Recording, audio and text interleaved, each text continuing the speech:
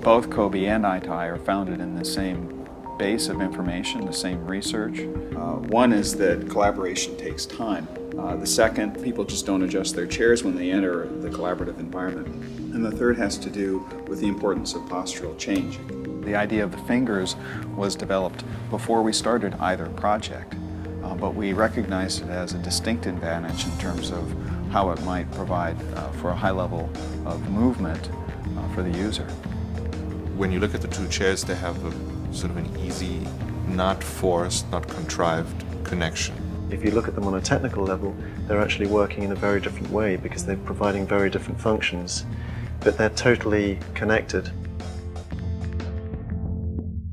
I think intuitively humans have the ability to work out if something's sensible or not.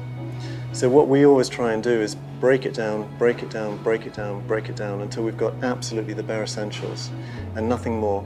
So I think what we were trying to do in our heads, and I think when we look at the final object you have that, is produce something that had a very recognizable line, but something where, in terms of the silhouette, it's terribly simple. So if you're looking at this chair from a distance, we have this very strong yoke, which is essentially kind of like a wishbone or a tuning fork. So all the forces are directed back to the central mechanism.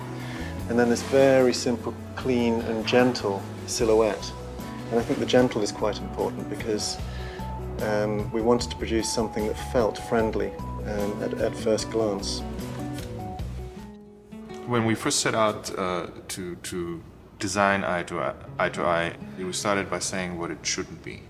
We didn't want it to be a club chair, which is very static, heavily upholstered boxes that put you in one single position and they make you kind of sleepy. But neither did we want it to be like a task chair, like a desk chair, which is very task focused. The dual swivel was really from the gut, I think. I think it was just inspired by the idea that we could have a really generous envelope. Wouldn't it be nice to just rotate within this?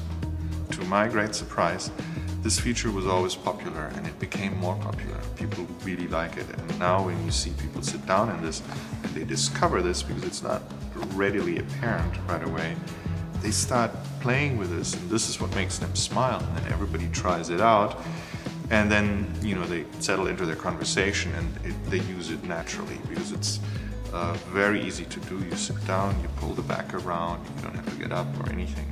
You don't even have to be told about it. It just works. It just works. We've allowed ourselves to break the rules, both technically, mechanically, and aesthetically, to create something that's really different.